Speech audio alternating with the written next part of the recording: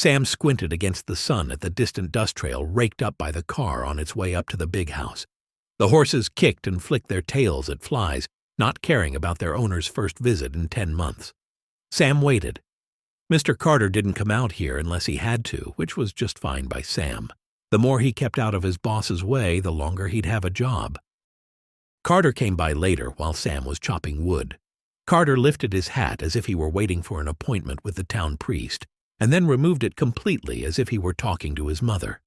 He pulled out a pile of paper from his back pocket and held it out. "Don't pick up your mail often, do you?" Sam took it without a glance and dropped the envelopes onto the bench.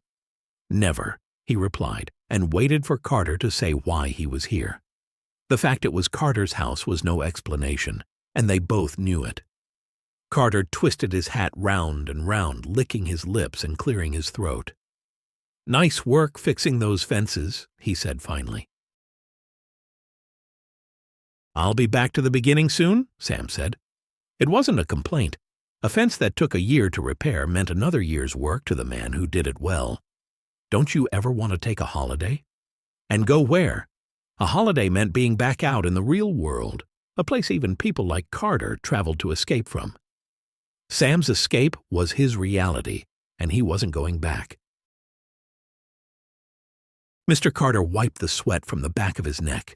The damp patches on his shirt drew together like shapes in an atlas. His skin was already turning ruddy in the June sun. Otherwise, he had the indoor tan of a man that made money while other people did the work. "I've brought my son with me on this trip. He's had some trouble at school." Mr. Carter's eyes flicked up, blinked rapidly, and then shifted back to the hat occupying his hands. "Not much trouble out here for a young boy?" He attempted a laugh, but it came out like a dog's bark. The two men looked towards the northern end of the property. It stretched as far as the eye could see. Even the fences were barely visible from where they stood. However bored and rebellious a teenage boy might get, it wasn't possible to escape on foot. Sam looked at the biggest of the horses, kicking at the ground with its heavy hooves.